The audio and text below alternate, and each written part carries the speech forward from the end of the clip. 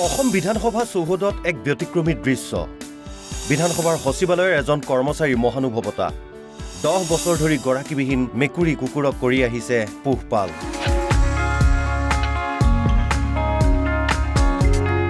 দৈনিক ঘৰতেই তৈয়াৰ কৰা খাদ্য পৰিৱেশন কৰে ভোকাতুৰ কুকুৰ মেকুৰীক। চৌদিশে হত্যা হিংসাৰ বাতৰিৰ মাজতেই এক ব্যতিক্ৰমী প্ৰতিবেদন।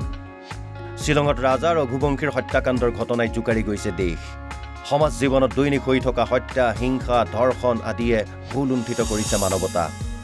কিন্তু মানৱতা হেৰাই যোৱা নাই, জীয়াই আছে মানৱতা।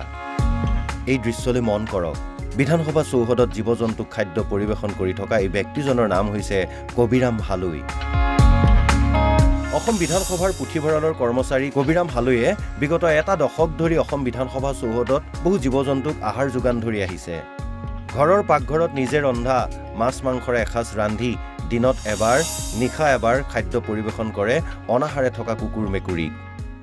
আজিৰ সমাজত যেনেধৰণৰ বিক্ষিপ্ত ঘটনা সংঘটিত হৈছে, যেনেধৰণৰ যোনবোৰ ঘটনাই মানৱতাক কেতিয়াবা ভুলুণ্ঠিত কৰে, কিন্তু তাৰ মাজতো কিছুমান এনেধৰণৰ বাৰ্তা আহিছে, এনেধৰণৰ কিছুমান লোক আছে, এনে কিছুমান হৃদয়বান লোক আছে যোনে আজিও মানৱতাক জীয়াই ৰাখিছে, সমাজখন জীয়াই ৰাখিছে। এই মোটামুটি 8-9 বছৰ হ'ল। তাৰমানে ইহঁতৰ মানে চামে মাকবিলাক মৰি গৈছে। এই পোৱালিবিলাক আছে, পোৱালিবিলাকক মই মানে খাদ্য যোগান ধৰি আছোঁ। ৰাতিপুৱা 12:30 এটামানৰ ভিতৰত একবাৰ দিওঁ আৰু ৰাতি এবাৰ দিওঁ মই 8টা মানত দিওঁ। ৰখি থাকে, মাতিলে আহি যায়। বুলি ক'লে গোটেইবিলাক দৌৰি আহে। ইয়াত বুলি নহয়, এতিয়া আমাৰ নতুন কেণ্টিনত 4টা আছে প্ৰত্যেকেজনে, আৰু লাষ্ট গেটত আছে 3টা, আৰু মেডিকেলৰ ওচৰত 2টা আছে। তেওঁলোকক গৈ মই সিহঁতে ৰৈ থাকে মোৰ কাৰণে, সদায় ৰৈ থাকে। মাছ 1 কিলো ডেইলি লাগে মোক, মানে বেছি নহয়, 200 টকা মাত্ৰ মাছত। আৰু চাউল মানে আপোনাৰ 1.5 কিলো লাগে আৰু মোটামুটি। কুকুৰক দিলে কেতিয়াবা কুকুৰক মানে কেতিয়া ভাত কমি যায়, কমি গ'লে মই মানে হেৰি কৰোঁ, ইয়াৰ পৰা কিনি আনো 20 টকা মানৰ ভাত কিনি লৈ আহোঁ, আৰু মাছ 1 পিচমান আনো, সিহঁতক সানি দিওঁ। তাৰমানে অৱসৰ ল'বলৈ এমাহ বাকী থকা কবিৰাম হালৈৰ আন এক পণ, অৱসৰ লোৱাৰ পিছতো মই মোৰ কৰ্তব্য কৰি যাম। এজন চৰকাৰী কৰ্মচাৰীৰ এনে মহানুভৱতাই যেন পুনৰ প্ৰতিপন্ন কৰিলে জীৱন জিন্দাবাদ, মানৱতা জিন্দাবাদ। ভিডিঅ' জাৰ্নেলিষ্ট কংকন কলিতাৰ সহযোগত মৃদুল লেখাৰুৰ ৰিপৰ্ট NB নিউজ। অসম বিধানসভা চৌহদত এক ব্যতিক্ৰমী দৃশ্য। বিধানসভাৰ সচিবালয়ৰ এজন কৰ্মচাৰী মহানুভৱতা 10 বছৰ ধৰি গৰাকীবিহীন মেকুৰী কুকুৰক কৰি আহিছে পোহপাল।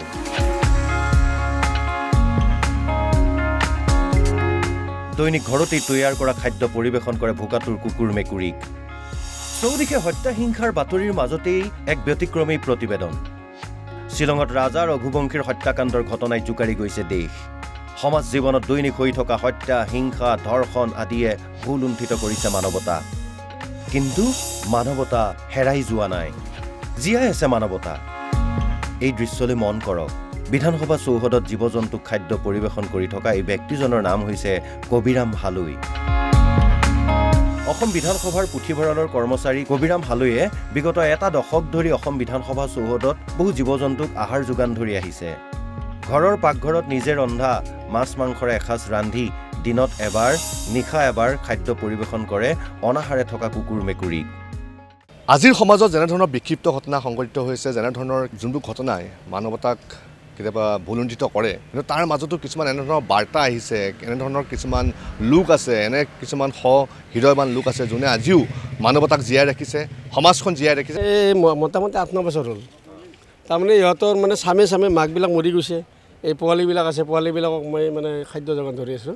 ৰাতিপুৱা 12:30 এটামানৰ ভিতৰত একবাৰ দিওঁ, আৰু ৰাতি এবাৰ দিওঁ মই 8টা মানত দিওঁ। ৰখি থাকে, মাতিলে আহি যায়।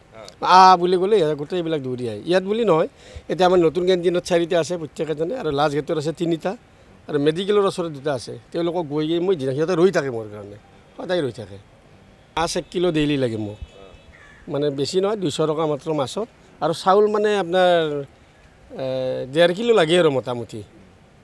কুকুৰক দিলে কেতিয়াবা কুকুৰক মানে কেতিয়া ভাত কমি যায়, কমি গ'লে মই মানে হেৰি কৰোঁ, ইয়াৰ পৰা কিনি আনো 20 টকা মানৰ ভাত কিনি লৈ আহোঁ, আৰু মাছ 1 পিচমান আনো, সিহঁতক সানি দিওঁ। তাৰমানে অৱসৰ ল'বলৈ এমাহ বাকী থকা কবিৰাম হালৈৰ আন এক পণ, অৱসৰ লোৱাৰ পিছতো মই মোৰ কৰ্তব্য কৰি যাম। এজন চৰকাৰী কৰ্মচাৰীৰ এনে মহানুভৱতাই যেন পুনৰ প্ৰতিপন্ন কৰিলে জীৱন জিন্দাবাদ, মানৱতা জিন্দাবাদ। ভিডিঅ' জাৰ্নেলিষ্ট কংকন কলিতাৰ সহযোগত মৃদুল লেখাৰুৰ ৰিপৰ্ট NB নিউজ।